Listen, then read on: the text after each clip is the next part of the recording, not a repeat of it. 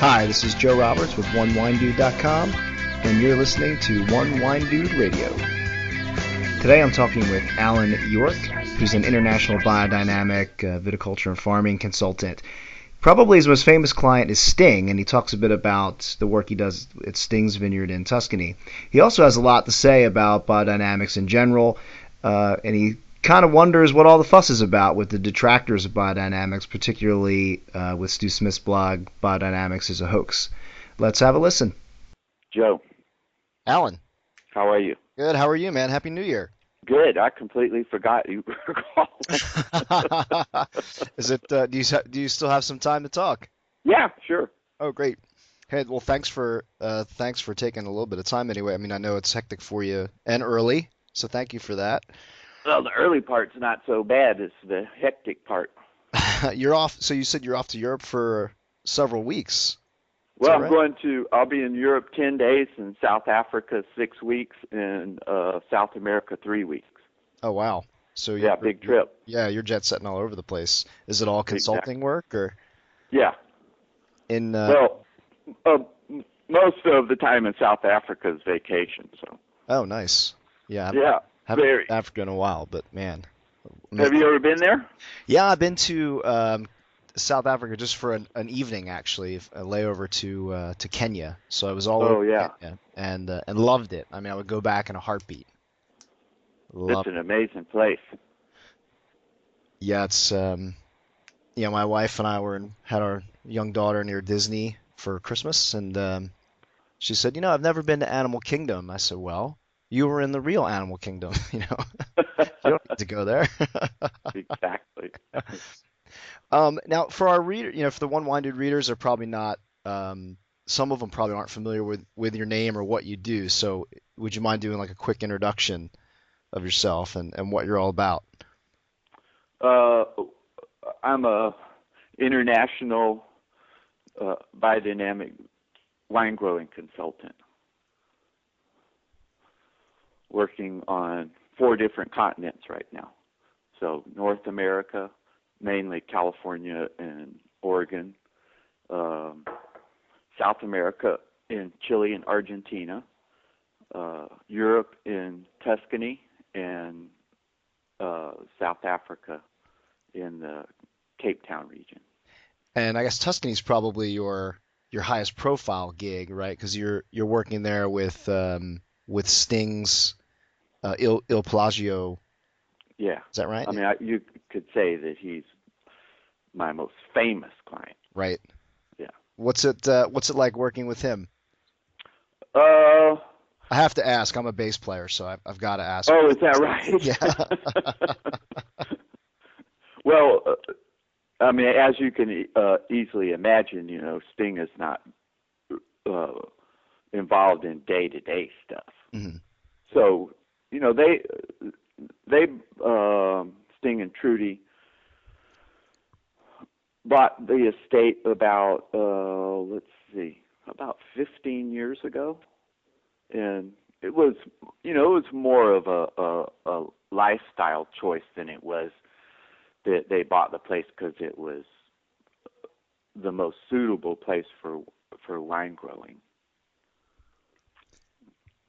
So it's not the best area in Tuscany. It's in a sub-appellation of Chianti called Colli di Florenza, which Mm-hmm. means the hills of Florence. It's about halfway between Florence and Siena, on rolling hills like Tuscany is, on what they call swelling and cracking clays. So it's it has its challenges compared to the New World, primarily because the growing season is humid there. Mm-hmm. Whereas all my clients in the New World, the rain for the most part comes in the winter time, with the exception of Argentina, which is at very high elevations, a short rainy season in around Verizon. So it's quite different than everywhere else that I work. I think it was Sting's wife Trudy said, I think it was in a Food and Wine article, she said, "Oh, biodynamics is the way to go." Right? If with your clients, do you find that they're coming to you to say, "Look, we've already made this decision. We want to go biodynamic. We want you to convert or consult," or have you had to sell clients on the concepts behind it and things like No, I that? kind of take the the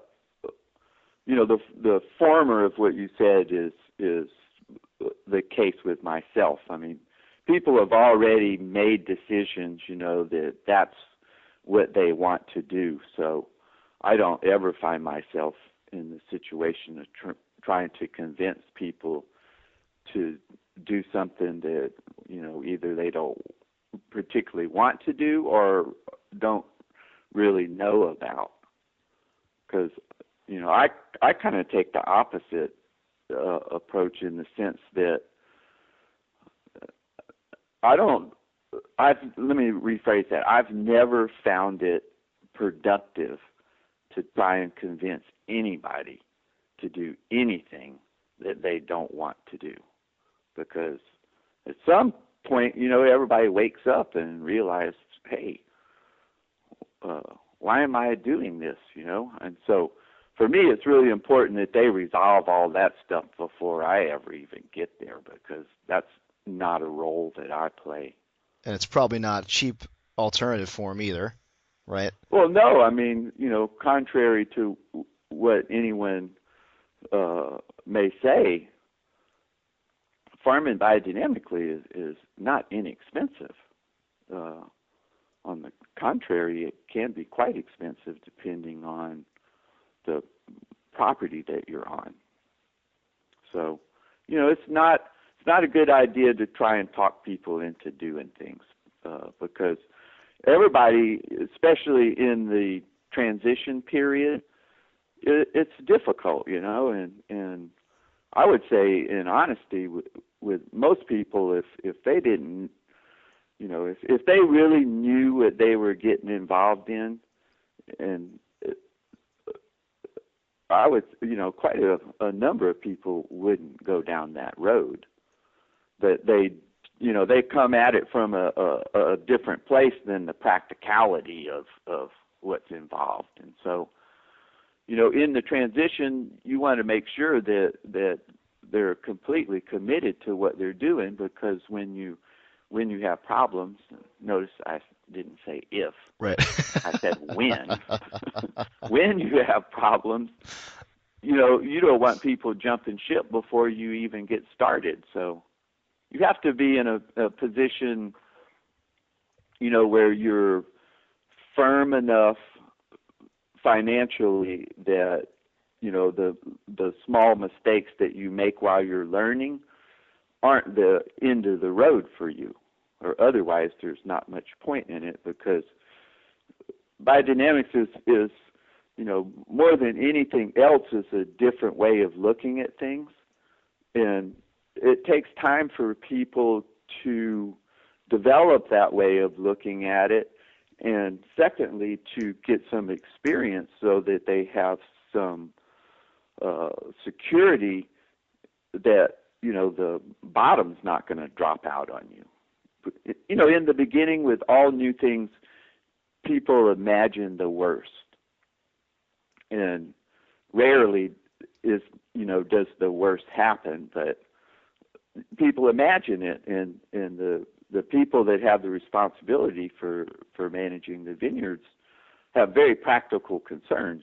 How are you going to manage disease and pests and fertility, and how will you maintain a reasonable level of yields while at the same time increasing your quality. So, on a practical level, those are all really big questions.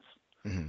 And, most of the time people don't have the experience to know how to manage that. And so, until, I would say in most cases, about 3 years into it, after you realize, that there isn't a grass a snake hiding in the grass, and it's going to jump out and bite you, and you'll survive.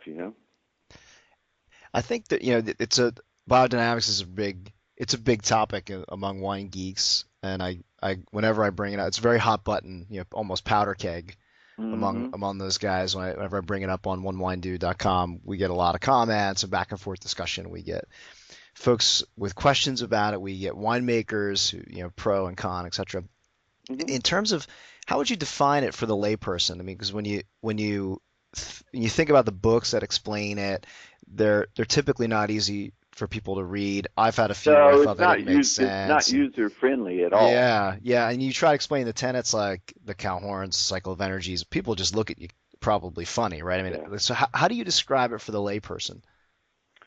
Well, I find that it's most accessible to people who know something about wine. People that are interested in fine wine. The vehicle is, I think, really just one word, and that's that. You're attempting to make wines that are authentic, and so it follows the model of fine wine in the sense that, it's a piece of property in a particular climate with the variety that is best suited, that expresses vintages. So, instead of being a stagnant concept of wine in a bottle, it's really the idea that wine comes from a place and that was produced in a year.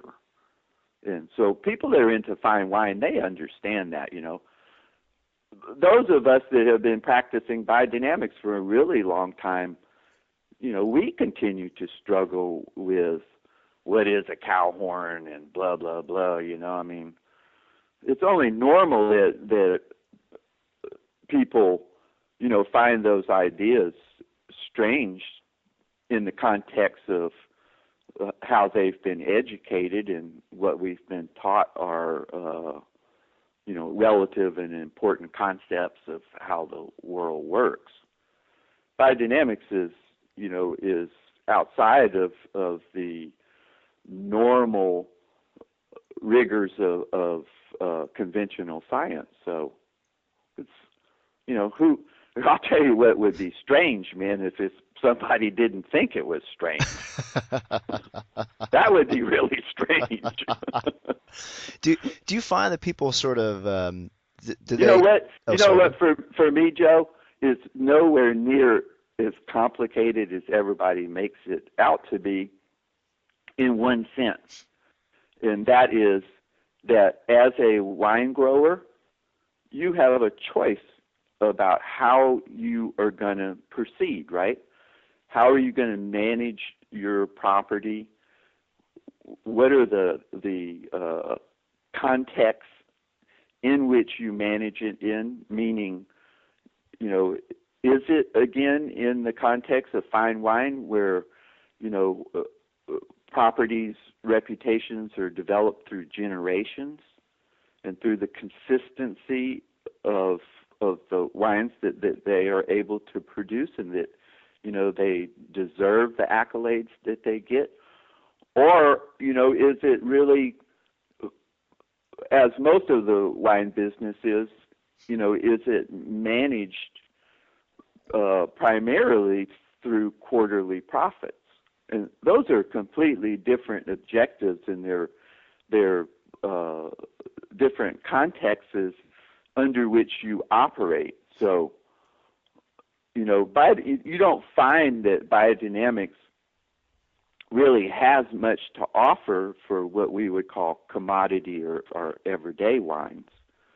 Where it really, has something to offer, and as I said earlier, it's a choice by which you would go about it, is more in the context of what we would call natural wines, wines that are representative of a place on Earth and that have that capacity to bring that forward. So those are two different wine drinkers. And a person that is interested in and really drinks wine from the point of view of just its effect is more interested in commodity wines because of the price points versus, excuse me, someone who has a real interest in wine and who's willing to, pay extra money for something that has a uniqueness and authenticity to it. So, it's a choice when you first start out, and I think that's the important thing is that, especially in biodynamics, it's not by any stretch of the imagination an evangelical movement where people are trying to convert people into a way of doing things and or a way of seeing things. It's a personal choice, and for people who find it interesting and like a challenge and I would even say take an artistic approach, meaning that, that they feel comfortable working on an intuitive level and that those intuitions inform the analytical approach so that you have a deeper understanding of what you're doing. That kind of person is attracted to biodynamics because it meets their idealism of what fine wine is and the role that they play in it. A person, who is more interested in wine purely as a business or an investment, those things aren't so intriguing to them because they also carry with them the element of risk, and so it's a different objective. Do you think that in your talk of choice actually has made me think of something I was hoping to get a chance to ask you, which is, do you find the clients go whole hog? They sort of buy into biodynamics the whole way, or are they sort of picking and choosing elements of it that they think are most suitable to their properties, or is it somewhere in between? No, I mean, not the people that I work with, because my clientele is committed to biodynamics philosophically, not only in the context of wine, but also in the context of how do you take care of a piece of earth that you're so privileged to be the guardian of for a certain period of time. So they're all in. They're in, yeah. And I decided a long time ago, Joe, that I was not going to work hilly-nilly, just kind of, popping in and giving some people a few suggestions, and because that doesn't work. Biodynamics is a discipline in which you have to impose upon yourself. Nobody else can impose that on you, and so if you use, and for sure you see, I would say the great majority of people in that have a interest in biodynamics look at it from the point of view of picking and choosing. Certain aspects of it appeal to them, other aspects, may not appeal to them. But it's a holistic way of managing, and as soon as you start pulling it apart, it unravels on you and it is not successful. So the people that are committed to it and the people that, are committed in time to it, meaning that, this is the way they're going to manage for the rest of their lives because they're convinced that it's, for them, the right way to do it, will never be successful picking and choosing, because long term it won't hold together. I'd be interested in I'd love to hear this, love to hear your answer to a question that I tend to get from time to time from readers, which is, so what's the difference in the wine, in the finished product, between, say, organically farmed vineyard and a biodynamically farmed vineyard? And I struggle with that. I said, I've had great wines from both, and I've had so-so wines from both.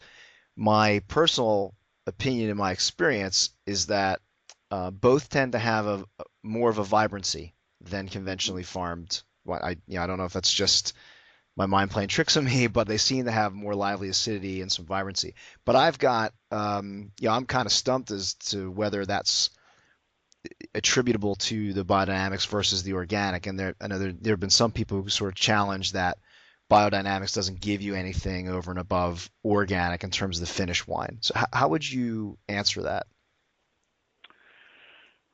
Well, I mean, it's a good question, and I know that people struggle with it. But I mean, for me, it would go back to what we were originally talking about. What's the intentionality of biodynamic wines? And it's towards giving a piece of property its voice, so to say, or its ability to express itself in the purest way. So the main I think there's, in the context of wine, I think there's two primary differences between organic and biodynamic. And you could just blur the edges, and they could be very similar to each other. But the intention with biodynamics is much clearer than the intention with organics, because the intention with biodynamic wines, as I keep saying, is the authentic expression of where they came from and the year that they were produced. So in the winemaking side of it, the expression of the winemaker is secondary to the property. Mm-hmm. So all the aids that people have in winemaking, cultured yeast, acidulation, deacidulation, the adding of enzymes, blah, blah, blah, those are all like makeup, I mean, you can have a woman who has a naturally beautiful face, or you can have a woman who, uses makeup to create, something that looks more appealing. One is a natural beauty, the other is an enhanced beauty, right?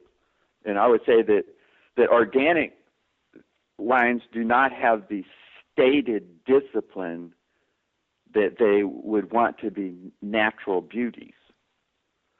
They may be, but that's not the intention of organic agriculture. The intention of organic agriculture is to not use synthetic products, whereas, that's a given with biodynamics, but the intention is the purity of expression. So, see, an organic producer could have that intention, and then really the line becomes a little more blurred. But that is not a stated intention of organic agriculture. So you can, organically, in a label that says made with organically made grapes, grown grapes, you can use cultured yeast, you can acidulate, you can do all of the winemaking that is normally used, whereas in biodynamics you see that that's rarely the case. There's another element to it that I think has something to do with where you are, whether you're in the new world or in the old world, because again, in the old world, with fine wine, you know, the AOC concept is a statement of intention, right? Mm-hmm. And so you find in the old world that they tend to be more reverent towards allowing the wines to be themselves. Like you can be a conventional grower and use all the chemical aids in the vineyard, but then when they get in the winery, you know, they're much more cautious. You know, there's a much greater use of indigenous yeast. There's a much greater statement of reverence in the natural acidity of the wines. Like they don't really want to change the character of the wine that much. Whereas in the New World, what you see is an effort to emulate the Old World. So there's more winemaking in the New World to try and emulate the Old World. For example, why in the world would someone use Montrachet yeast in California?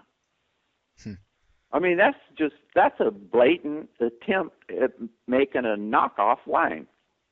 Anything that sticks, right? Yeah, I mean, you're trying to make a wine that comes from California like a wine in a completely different continent, climate, soils, people, culture, everything. The stated intentionality of that is not clear, right?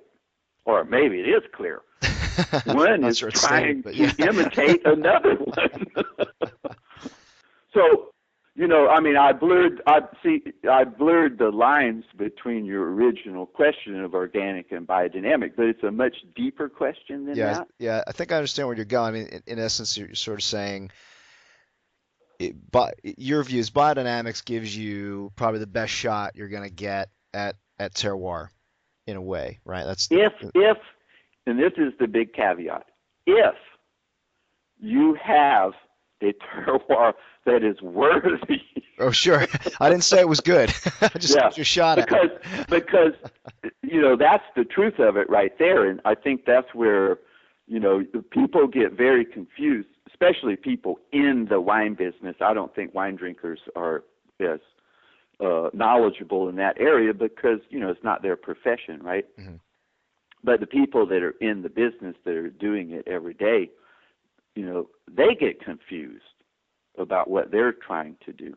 And, you know, like when you were at Benzinger, you could see our efforts, you know, with the wines you guys tasted, and hopefully, you know, the differences between them was very clear. Yeah. You know, that's an effort to have the property revealed through the wines, and you can see, you know, like with Rodrigo and Mike, that's what those guys are reverent to, right? They weren't up there thumping their chest about what great winemakers they are. They, you know, their approach is really different. It's more like a shepherd, you know, where you're managing something, but you're not dominating it. So those are very different approaches, and I would, you know, like I started out saying, I think those are the two really dominant factors that are involved between organic and biodynamic. It's the stated intentionality of them. Now, that probably is not very helpful. Well, no, I think it is. I mean, it doesn't. I think it doesn't necessarily speak to a difference in the finished product, potentially, but it might. I think is what you're saying. I think what you're saying is you can't boil it down to that kind of simple comparison necessarily.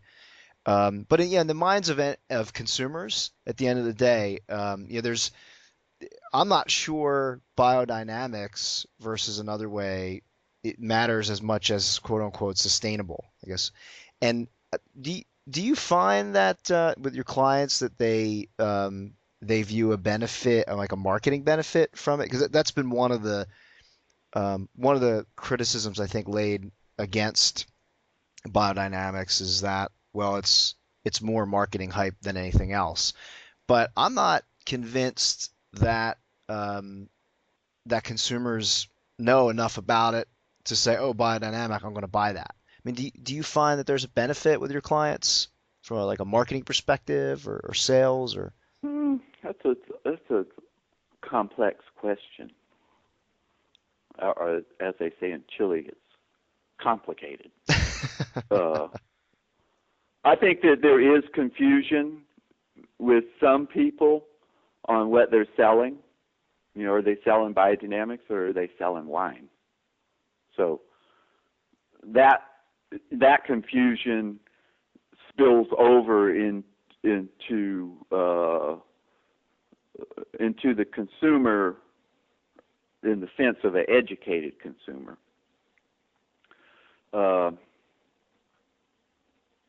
I think people buy biodynamic wines because they like the way they taste. Mm-hmm. And again, I would take it back. You know, having the opportunity to have tasted, wines, the exact same wines that came off of a piece of property that had cultured yeast and that didn't have cultured yeast, you wouldn't even know that they came from the same place. I mean, they're that different. So, to a large degree, I'd say biodynamic wines are an acquired taste because they tend to not be as fruit-driven as New World wines are, and that has, I mean, it's hard to believe, but it's true, has more to do with the cultured yeast than it does with the vineyards, because certain yeasts really pronounce the fruitiness in wines versus the native yeast or indigenous yeast. You have much more earth tones in the wines, and they're not quite as what I would call pretty as wines that have been made. You know, there's more complexity on the earth side of it, with character. Mushrooms. Yeah, they're much more character.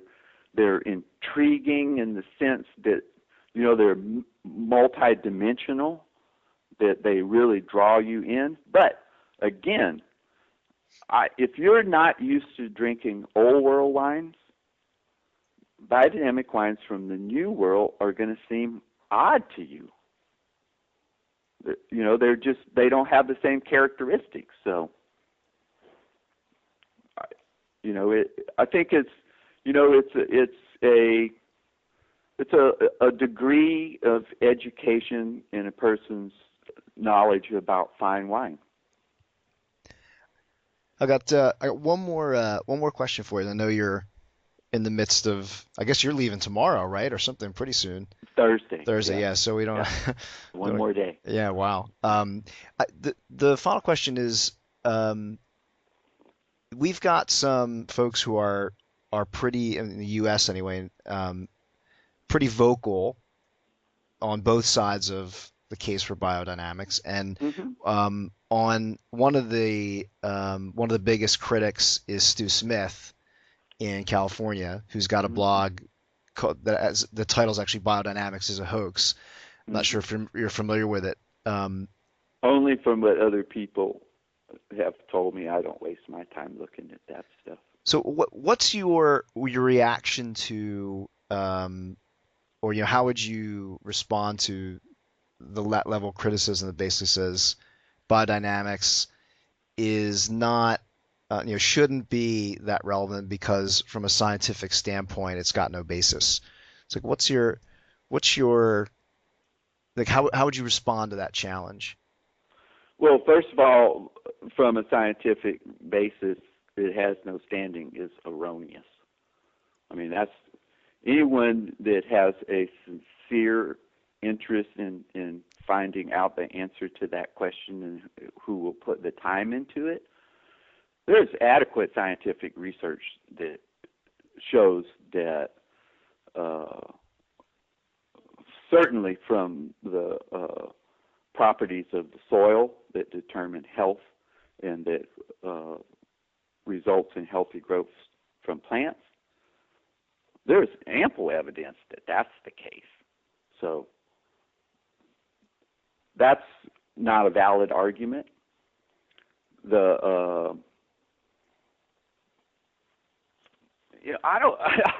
Like I said earlier, I don't understand what the big problem is. I don't understand what put a burr under his saddle about, why he's so rabid about biodynamics. I mean, it's a choice, If he doesn't want to do it, man, I'd be the first person to advise him not to do it because it won't be successful. So, it's his choice, He doesn't have to do it. If someone else decides that that it is an appropriate way for them, why should he care? No, I mean, we're not telling him how he should take care of his vineyard or farm. So what's his problem? I mean, that would be the question I would have. Nobody's trying to convert him. Why? I mean, it's almost reversed racism in the sense that he's all concerned about something that no one is even trying to convince him he should do. I mean, if somebody was trying to convince me I should be an evangelical Christian, I would be really pissed off about it. And, I would feel the same way if somebody was in my face trying to tell me that I needed to farm a certain way. I would feel that way, but that's not the case, so I don't understand what the problem is. It's interesting you bring up as what I was going to say earlier. It's interesting you bring up the comparison with almost in your choice of words with religion, because I guess I grew up in the South, so yeah. So my wife did too. I'm familiar with an attempt was made to indoctrinate me, and I'm still pissed off about it. And that's the way. But that's the way I see people. The people that are against biodynamics, man, they're really against it. It's not, some little who gives a shit? Let those crazy fuckers do what they want to do, right? No, it's rabid, man. We have to stop them. It does take on almost a religious fervor, and I is one of the views. Do you understand it? Oh, do I understand why people are rabid about it? Yeah, good question. I think I understand. I don't understand it from a specific mechanics standpoint. Okay, I understand it from a standpoint of passion, right? People are, especially people who create wine like Stu, right? They're passionate about what they're doing. Right. They have very strong views about what they think, is and isn't good or right, and it takes on a religious fervor. So I understand the passion behind it. Who has the website that's attacking him and what he's doing? Who gives a shit? He can do whatever he wants to do. I mean, I think from the comparison of religion is apt because in some ways, and this is a view that I'm probably coming closer to, which is you won't necessarily understand something like biodynamics. You might not understand it. Right. You might not believe half of it or all of it or whatever. Right. But if it's good for some people, good for some wine, doesn't hurt anybody, doesn't hurt the environment, then hey, more power to the people using it. And as long as you're not doing harm to yourself or other people, then I don't understand why people get their tit in the ringer. I don't get it. I really don't. Ski wine people, right? It's probably the explanation. Yeah. Now I could understand it from a point of view if people were deliberately presenting falsehoods. Then I think that's a different story, right? Mm-hmm. Like the case with global warming, so to say. I mean, that's seriously dangerous when people present an opposing view towards something, that has a good basis and that is going to have a really long-term impact upon everybody on Earth, right? But biodynamics is certainly not in that category.